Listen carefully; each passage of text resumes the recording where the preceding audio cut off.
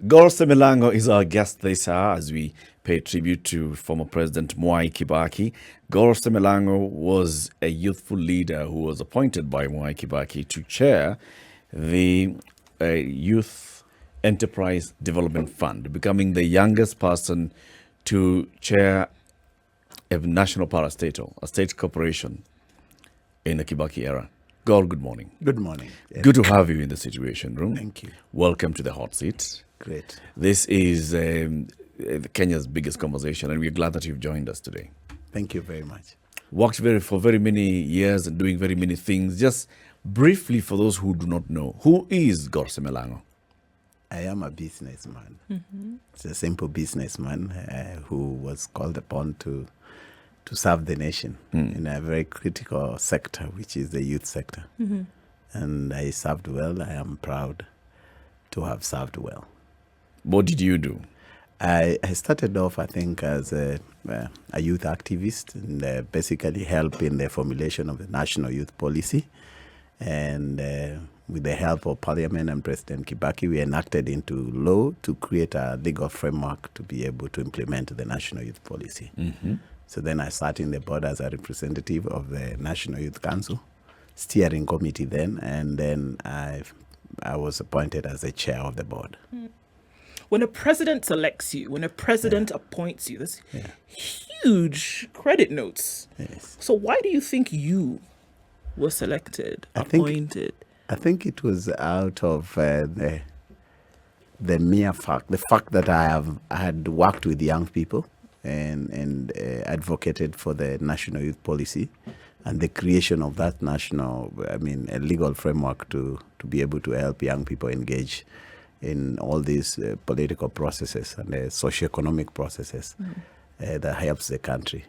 But it was also a great honor because at a young age, given huge responsibility and expected to deliver, that was a big thing to me. And I'm happy. I was proud to have had that opportunity. And again, I did it well because then I was also honored with the head of state commendation for that work. Right. Yeah, so the citation basically was about the work I'd done for young people. Okay. Yes. When did you join the National Youth Council? And what is the National Youth Council? What were you doing in the National Youth Council? Basically, National Youth Council was, there was the National Youth Council Steering Committee, which was basically bringing young people across the country.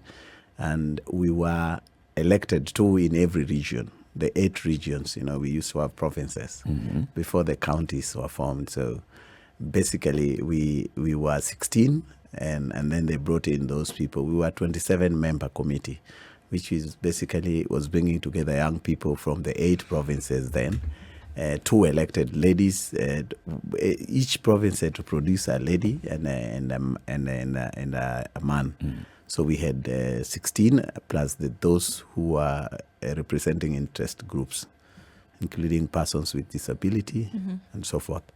So then we went around the country to be able to collect views of young people, what they wanted the national youth policy to be, which was to help government be able to formulate policy to address emerging issues that affect young people. Yes. So which year was this?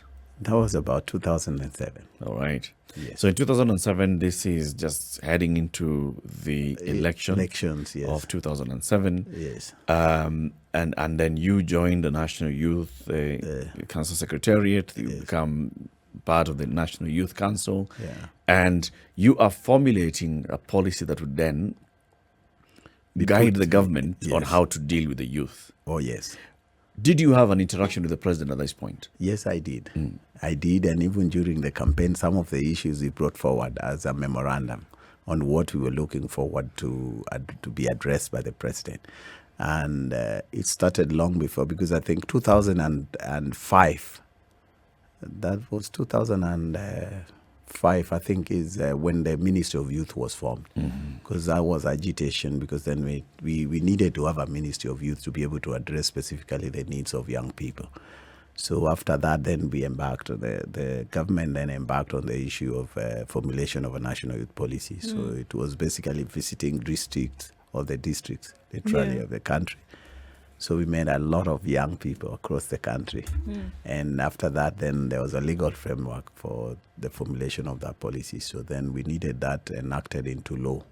So because basically most politicians, take youths as very interested people, not interested parties. Right. Yeah, so they use them or misuse them, and then after elections, then they get nothing out of it. So out of that concern, then we wanted a legal framework which will be entrenched in law that will be able to address several issues affecting young people. Obviously, like you said, you interacted with President Kibaki Yes, often. What did he say about what he wanted the youth footprint, the footprint of young people in this country to look like? Yes. He had clarity of purpose. So he was not, he wanted to understand what were the issues and most likely what were the solutions. He's not one of those politicians who brush off, basically would give you an ear and then after that they forget about it. He would want to follow up. He would take a piece of paper and a pen and then write down the issues and he was more interested in solutions as well. So so we had several discussions and he said he would be able to have all of them implemented.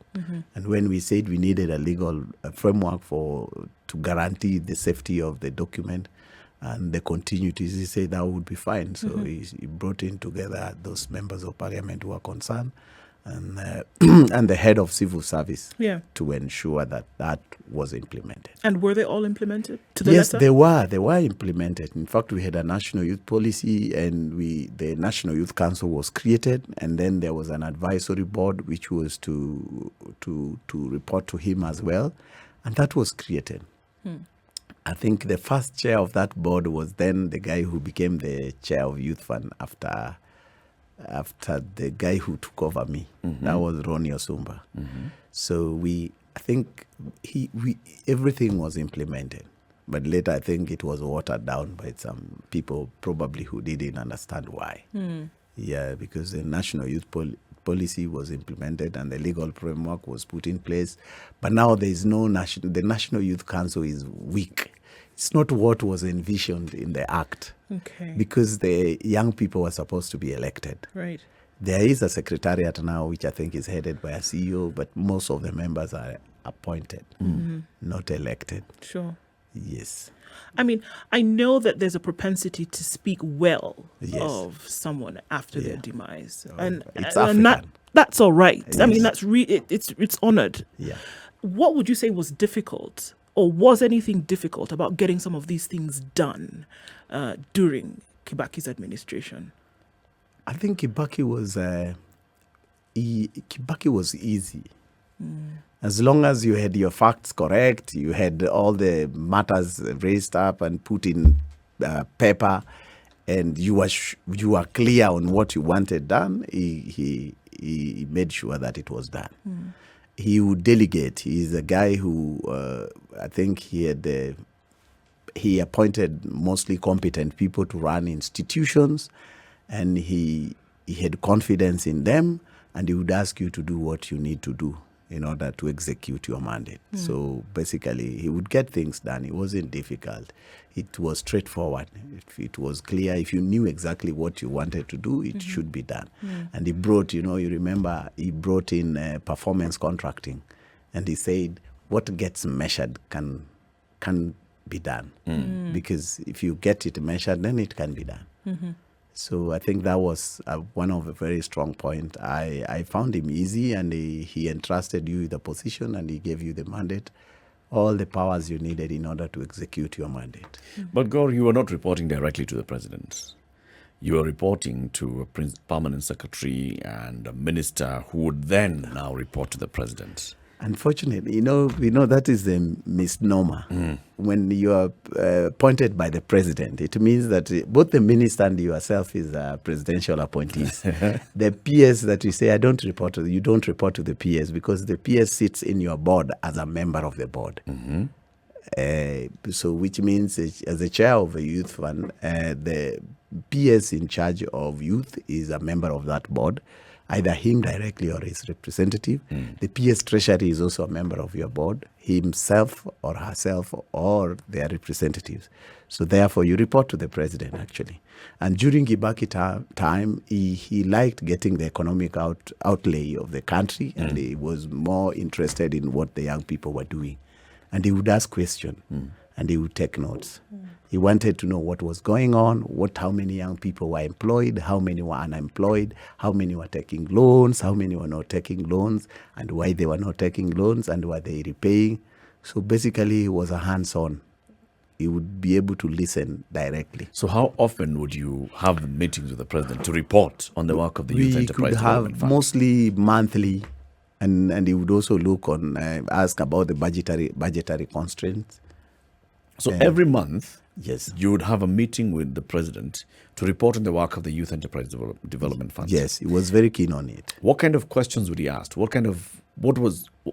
got to understand his preferred mode of presentation, yes, and the kind of content that he wanted, yes, and the kind of questions that he's likely to ask you. So give us he was not a guy for chit chat. He wanted you to go straight to the point. You don't get in there and start saying, no. watoto wako sasa.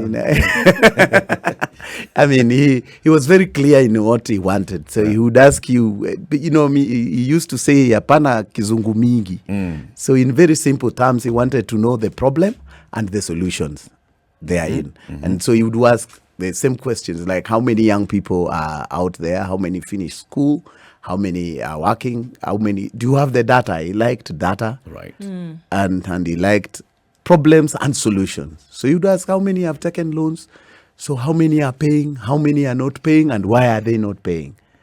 Are the programs working? What needs to be done? What interventions at this level, the presidential level, would be needed so that everything goes right? One of the things that we've always said about the Youth Enterprise Development Fund, after it was initiated by Mwai Kibaki, yes, the information out there yes, was not as widespread. yes. But first of all, there's the existence of this fund, Yeah. and how you can access the fund, Yeah. how you can engage with the fund. Oh, yes. Did he ask you these questions? Did he ask you what you're doing to make sure, for example, when you say, how many youth finished school? Yeah. How many youth have applied? Of course, you'd have a huge disparity in the number of youth who have applied for your fund Yes. versus the number of youth who are out there jobless. What would your answer always be? He was very thorough. He would ask you a question, and most likely he also had a rough data on the same. He has so he was other very information. well informed. Yes, very well informed president. Yeah, he would ask you about the data, and most likely he would also have roughly the same data. And he was more interested in solutions. So what happened is that if you looked at the history, if you check at even the budget right now, the budgetary allocation for youth fund was so much. I think every year we would get $1 billion bob every year, and they would increase it if there was need on any budgetary supplementary budget. So what he used to do, he would ask you, but he would have a very rough idea on exactly what was going on. So it was easy interacting with him, but he would, what was interesting, that if you didn't have content, or if you didn't look like you know what you were talking about, you would fall asleep. Like, he wouldn't want to listen to nonsense. Yes, that was a bit interesting, because he wanted to get... How many kind of opportunities did you actually witness this? Where you went there and you were just boring the president to sleep? No, I didn't, but I would, because if it was an economic outlay where you would have PSs and ministers, then you would be part of the team, and you would listen to every presentation. And when it was interesting, he would listen, and he would take a piece of paper, a pen, and would write on a notebook, which was very interesting. But if you could see somebody didn't have facts, or boring, petty talks, and He'd switch off. Yeah, just switch off. And that was easy to understand that. Yes. Did you see that a lot of the projects then that were being implemented, because he had a vision, and Yes. when he during inauguration he spoke about some of the things that he wanted to do. Yes. Obviously, the inclusion of youth as parties, interested parties in the country, was one of them. Oh, yes. Do you see that then the work that you went on to do was linked directly to what his vision was for the country? And were these things working in tandem? Yes, they were. First he told us that the Kenya as a country had been running without a vision. So then he created Vision 2030. As you know, now we have 8 years to 2030.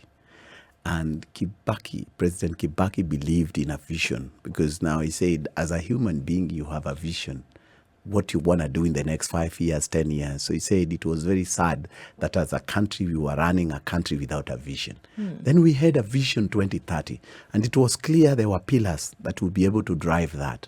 So there were several issues which he wanted put in place to be able to drive that agenda. So my disappointment basically is that if we have a country where when other leaders come in and then we deviate from the vision, then we do not achieve the long-term vision of a country. And I think that is basically the reason why our country has not developed the way we say in 1963, we were together with Singapore and Malaysia. But they are far, because these countries have a vision. They have a roadmap, a clear roadmap.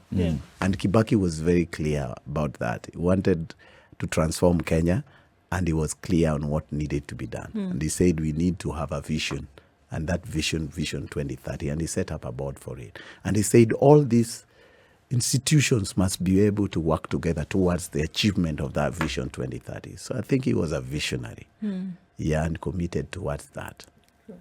You moved over from Kibaki left office when you were chair of the Youth Enterprise Development Fund. Yes. Uhuru took office while you were chair of the Youth Enterprise Development Fund. And you've served then under the two presidents. Yes. How would you compare them? I think they are different in their styles of management. I think in terms of trust, Uhuru trusts 120%. And I think he gives sometimes, unlike Kibaki, he gives rookies jobs, or probably, for lack of a better word, some of his appointees are incompetent. And he gives them an opportunity to do a job and trust them 120% that they would deliver. And sometimes they disappoint him, and the country gets disappointed in that process. So I think I remember an instance where I went to the US for a leadership training program, and I was scheduled. I went to speak at the World Bank headquarters in Washington D.C. And after I spoke, and we were talking about young people empowerment in Africa and across the world, and I had a chat with the World Bank boss, and in the presence was one of the diplomats at our UN mission in the New York. And he called me aside and asked me, were you by any chance appointed by President Kibaki? And I said, why? Why? I said, yes, I was. He said, I thought so. And that summarized basically what I think Kibaki took his time. If you looked at most of his appointments, were people who had content. And the difference was that he would regularly want to check whether the mandate was being executed. I think the difference is that President Kenyatta trusts more. He gives 120% and gets disappointed on the way. Kibaki would regularly try to check whether the work was measured. So was it being executed as per the mandate or not? And did people respond to this? The checking often. Yes, they would, because performance contract was a contract. Right. So was there the general understanding that, look, fellas, if we don't do this job right, under Kibaki, he will be checking regularly.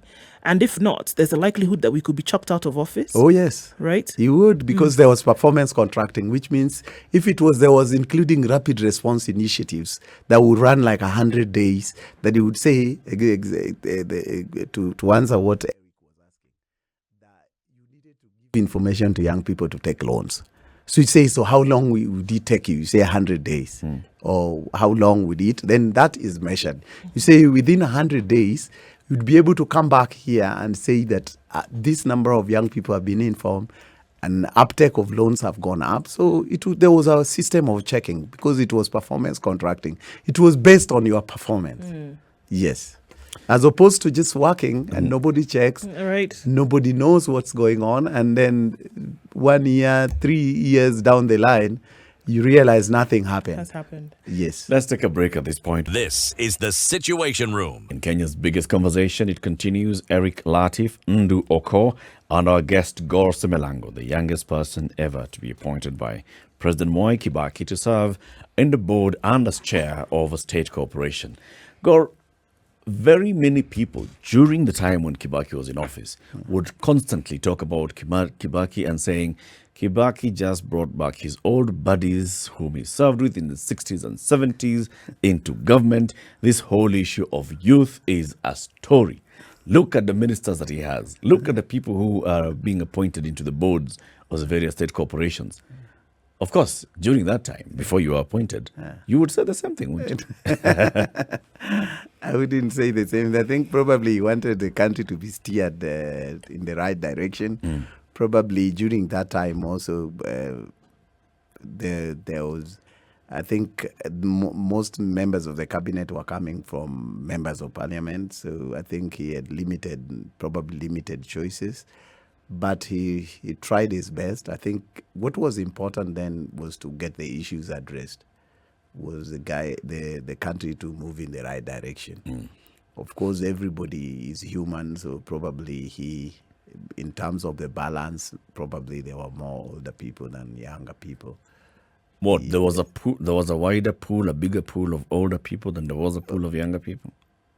Yes, to pick from? I think so. Probably because him coming from having been in opposition and having been in government probably for a long period of time. Because I think the law isn't clear. That's the biggest problem, because even now the law doesn't tell you where the president will get, except when it says that they will not be members of parliament. It doesn't tell you where will you get a cabinet minister or who you are appointing.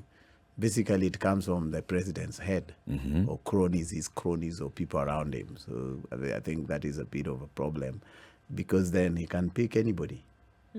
I mean, from the street or those if you are with Ndu here, that's the person you stay with every day. So most likely you see their competencies and all that. I think there was largely, it was what would work for the country. Those who would understand the job and those that he deliver. felt that they could deliver. Yes. And I think sometimes that's more important. How would he handle when things went south? How would he handle it when things now were really going out of whack and it needed somebody to now steer things back, which obviously then him being in the position of CEO of the country said, look, things are not going as earlier envisioned. We must do something then now to realign. Maybe I wasn't in the situation room then. I would imagine he was a bit calmer in his demeanor. So I think then he got things done, because then he doesn't show that he's worked up. And I think even in public, he would occasionally brush them off with some jokes. And when he probably would not want to suffer foods, he would call them pumbavu. But I think it was in jest, and he was a bit calmer. So I think his situation room may have looked a bit organized. Would it be bad if that's what he actually felt? Even if you say he said it in jest, is that what he actually felt? That, we could, come on, guys. Because we can't have a situation where things are going like this. Because really. I think he was a bit intelligent. Intelligent people find fools very... they wouldn't want to take a lot of, for lack of a better word. He would call them pumbavu, because then he didn't see why somebody would do such stupid thing, that would not be good for the national good. Yeah. How was his communication? So he has a vision, and he has what he'd like to see his government deliver, right? Yes. So he comes up with his new policy. I want to empower the youth. Let's establish the Youth Enterprise Development Fund. Let's create a structure for it so that the youth can access loans and be able to repay and they grow the economy. All right? Now, when you're appointed to sit on the board or to become the chair of this board, would you have moments with the president where he tells you, the whole idea of the Youth Enterprise Development Fund and the vision for it is this, so that I expect you to steer this organization in this particular direction? Or were you picking that now from... No, he was clear. He had, like I told you, he had clarity of purpose. So how would he do it? His communication was clear. I would imagine he's but not first, doing presentations. So Gor. No. Slide one. Yes, he would. He would want to. He would want to know exactly where the direction you are going, and he would tell you when you're not going on the right direction. Okay. Because remember he was a youth also. And he had this background. He was finance minister. He understood how the country was run. And he would say, you need to understand the wider picture of how our country is run. The balance of payments, what the forex inflows. He needed you to understand so that you had a global view of things. So you understood what Kibaki wanted with exactly. the Youth Enterprise Fund. And if you didn't, but you also listened, because he wanted to know what are the problems and what are the solutions. So he was also concerned about whether you understood the subject matter. And whether you had the solutions for the problem. Because then he didn't want people who always complain, about issues without having solutions. So now that you understood the president, what was Kibaki's vision for the Youth Enterprise Development Fund? What was it supposed to do and to achieve? It had mandate. Probably when you have a look at it, we established what was called Youth Enterprise Development Fund had like 4 major mandates. One was to give loans to young people to do businesses. 2 was to give financial institution loans for onward lending, or do what would be called a credit guarantee scheme. And then 3, there was basically, he wanted a situation where we'll be able to create opportunities for young people to do business. That was creating infrastructure, like the market centers, and create stalls for young people to do those business. A 4th one was actually labor export, which under my watch, we had created what was called Youth Employment Scheme Abroad, which was called a secretariat. Because if you look at countries like Philippines, because there's what is called structured labor export. They export labor up to about 10 million people, and it's structured labor, where you have an officer and attached foreign affairs in our foreign embassy, an attached officer to look at the opportunities available and the contracts that are being provided to our young people and the general population that want to work abroad. So then he was very keen on how that structured labor should work. And we set up, a place in 19th floor, of Ambank House. So it's Ambank, where Capital used to be, Laundry House. And it was basically to be able to do away with these labor employment organizations who are, recruiting our people. These agents that are swindling people and then taking them to foreign countries Arab countries with very bad contracts and slavery. So, but I don't know how it died. But those are things he was very clear on. He was saying, if there's unemployment, so how many young people are leaving tertiary institutions or ordinary level, and how many of them are being absorbed in informal employment and formal employment. He was very clear on those things. Do you think he adequately resourced the Youth Enterprise Development Fund? Did you have sufficient money to set up your structures and to lend to, like you said, the youth and the financial institutions? Yes, that's why I told you if there was need, he would even include in fund supplementary budget. Because for instance, I told him we needed structures. That were grassroots. So he said, so you tell me how many and what budgetary implication it would have. So he said, we'll need 2 youth officers in every constituency and they would need a motorbike. So he said, we'll give you the budget.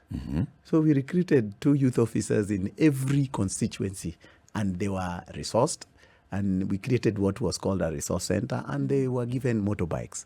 I also told him we could use the defunct postal corporation, the offices because of the posta. And that we would have a one-stop service. Actually, that was my idea, if you didn't know, which was later changed to Huduma Center. Yes, because you said there are defunct postal corporation offices across the country and nobody's sending mail letters now. Because yes, so we could turn them into a one-stop center where we would have young people get all the services they need, and women and youth and persons with disability and probably the general population.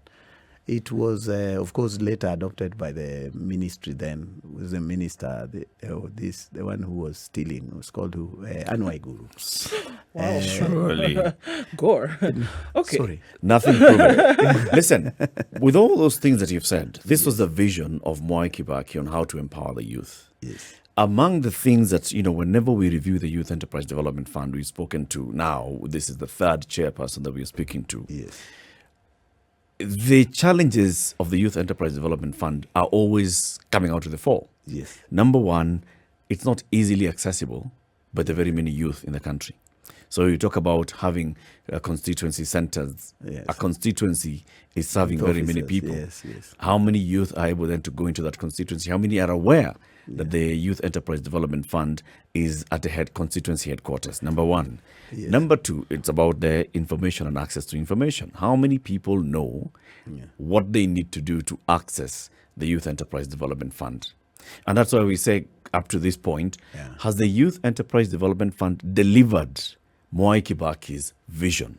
I don't think so, because now it's less resourced. I think now my last, the information I had last, I think they had like about 250 million a year.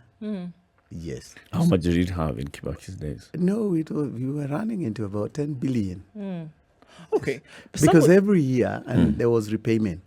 But then the issue of information, you see, that's why we created information centers, resource centers, that apart from the other information, you'll be able to have other information on health issues, all that issues that affect young people. But more so, the biggest problem was when you go to a bank to take a loan, it's not something you go announcing. You don't see somebody posting on a Facebook page or internet or saying that today I took a loan of 20,000 of 1 million. Nobody wants to say they took a loan. So that information was very limited. So, but then the information out there on how to take a loan, because there were several loan products that we had agreed on, and those we shared with him, and he said, what are the products? So there's developed several products, including what was to be a credit guarantee scheme where the government would be able to guarantee money being given to young people, and the financial institutions will be able to give money based on that credit guarantee scheme. So the information is there. I think there are minimal resources now. They may not have what President Kibaki had anticipated, because we have a huge population of young people. Sure. You say that, so you're saying that obviously what's happening today is incongruent with the initial vision. Absolutely. Some might argue that then the vision was not delivered in a manner that would give it longevity, or moving forward, individuals then were not appointed to deliver that vision. No, the which answer one do you is think, what I Which one say. do you think it is now? No, because the answer if somebody is- had planted a vision Yes, in the yes, minds of yes. those who worked under him or her, right, Yes. that it would be able to live out regardless yes. of who came in. Oh, yes. That obviously has not happened. It hasn't happened. What you know do you why? think is the reason behind that? The reason probably is, like I told you, we had a vision 2030. So everything we needed to do to be in conformity with the vision 2030, so that when we move towards vision 2030, then everything, all the pillars falls into place. The moment you deviate from that vision, then you come out with other issues that don't move towards that vision. Then obviously you do not achieve that vision. It's basically, if you say that you be able to have a PhD in the next 10 years. So there are things that you do. If you have a first degree, then you have to do your master's degree, then you have to do your PhD. Yeah. You know, it has to go in tandem with your vision. Sure. And you must act. See, you say you have the passion, put it into action, and then you have the noble intention. So if these things are not aligned, you're not likely to. Do you achieve think President Uhuru Kenyatta should have continued to carry out President Kibaki's vision? I thought so. Not only President Uhuru. I think every every leader that comes into, as a country, we need to agree that we are going to have a vision 2030. And the country is going to have a vision because we've been running a country since independence without a vision. And so everybody, not only President Uhuru, whoever comes in must be able to follow in a certain trajectory to ensure that then we achieve a vision. What about the incoming vision of a new president or a new leader, for example? You see their Where fundamentals. Does that play? You see their fundamentals. I mean, whoever comes in, there's what we want as a nation. And then the rest of the things fit into what we want. That is, I think most of the nations that have developed, including those nations that may look undemocratic, is because maybe the leaders stayed longer, or the people who took over from the leader stuck to a vision which was good for the nation. So then we have everybody thinking towards achieving a certain objective for a country. If by some act of nature or anything else, Kibaki would have remained president or for some reason remained in power for another 10 years, do you think that things would have been different? Based on the fact that you worked under his administration, you saw certain things happen in the manner in which they did. According to you, it would. Do you think that Kenya needed more of Kibaki? I think so, absolutely. But also the combination was also right.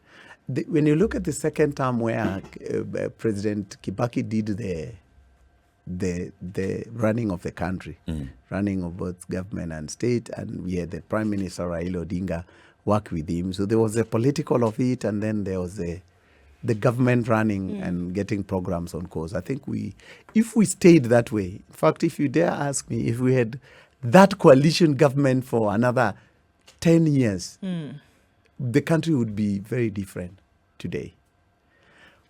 We don't necessarily would need to have Kibaki to stay, but if there was a way we would have a vision of a country. Of handshakes. Not handshakes, but if we would be able to have a calmer country and a focused country in terms of what socioeconomic development we want and stick to that, then we would be able to have a great country. And that is, I think, the problem of African countries. Everybody comes with their own mind and their own thinking without looking at the foundations of what needs to be done in order to make a country grow socioeconomically. So you started, you worked under Kibaki in one way or the other from 2005 into 2007. Yes. If you compare the two terms, 2002 into 2007 and then 2008 into the final 2012, 2013 when he handed over to Uhuru Kenyatta. Those two terms of President Mwai Kibaki, what is it that made him not be able to work well, and what is it that made him work well? Which one would you say in the first term or the second term he worked best? And why was the other term different? No, I would say the first term basically was laying the foundation. It is basically what has happened with President Uhuru's term, that you lay the foundation, you come up with the clear programs, and you start the implementation. The final year basically is to ensure that all the programs that you had, which were geared towards the achievement of that vision or whatever it is implemented. So if you look at the first term of President Kibaki, there was a bit of the position was stronger, and therefore probably a bit the government was a bit unstable, and then we went into a referendum which was defeated. So there was a bit of political upheavals, which basically destabilizes a running of government, especially African governments. And then the second term is that there was a little bit of violence after the elections, and then they came together, and then now all the political formations were together. So they had a grand coalition, which basically with very minimal opposition. So some people did politics, others did, but far and large, the focus was on development and bringing the country together. So you think a president is then distracted by the politics of the day? Oh yes, big time, especially African presidents, because it becomes more of survival. to be able to manage the political processes, and then you have to forget. Because when you focus, even if you look at President Uhuru's term, this last term, he has achieved the bypasses have been built now. We're doing all these things that he has done, the kilometers of roads. But you see, it is what the opponents are saying, because then they don't, majority of Kenyans don't look at what has been done. Yeah. They look at the political, how the politicians break it down to them. So there is a bit of problem. It brings political instability, which is a bad thing about our country, is that after every elections, then we start politicking. Sure. Quickly, the corruption question comes into play. Yes. The institution where you were is one of those that will be looked at as a conduit for corruption. Yes. And President Kibaki wanted to fight corruption. He said this He did. very strongly. Yeah. Was it difficult for him to do so because of the people that were there? Was it hard, or did he lay down the letter of the law and was not accepting of any kind of untoward behavior? He did, and he was very clear about corruption. But as usual, once we have his cabinet largely was composed of members of parliament. By law, I mean, he had to get members of parliament. So you find that when you want to fire a politician who has dipped his fingers in, public coffers, then it becomes difficult. It becomes a community issue.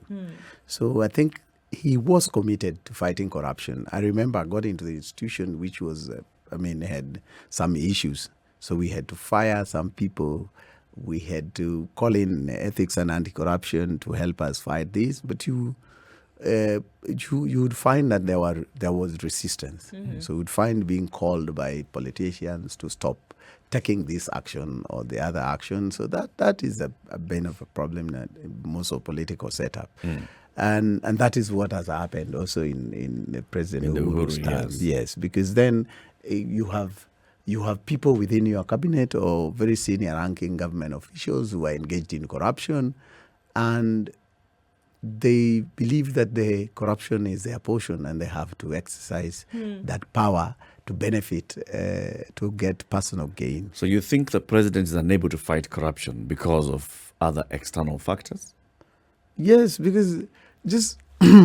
no amount of resolve and powers that's vested in the office of the president can deal with this thing called corruption? The law notwithstanding.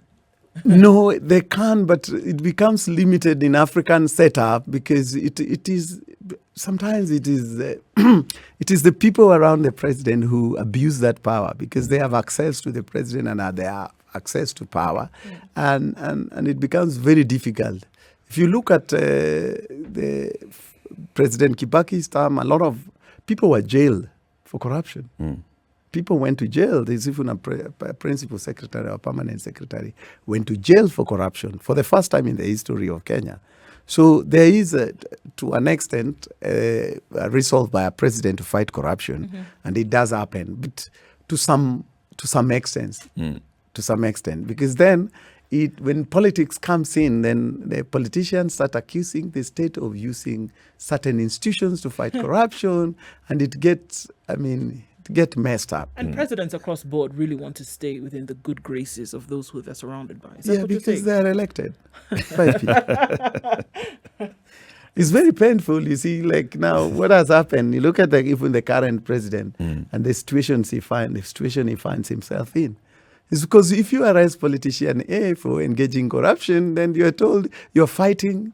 You're misusing state resources to fight individuals. And the Kenyan population is the problem as well. Because a Kenyan taxpayer or a voter do not understand the difference between a politician who steals their hard-earned money or their tax money and gets that money to use it for their campaigns or to satisfy their greed. They haven't. Yeah. It is very difficult to explain to a Kenyan that this one is a thief. That this one is a thief. Fight. That the thief becomes their thief. As long as the thief is there, so it's fine. So I think that is the problem with politicians and African presidents. Gor Semelang'o, we thank you very much for joining us, for sharing with us your experiences working for President Mwai Kibaki. When he appointed you as the youngest person to serve in a state corporation, chairman of the Youth Enterprise Development Fund, and also all the other work that you did. Asante sana. Thank you very much.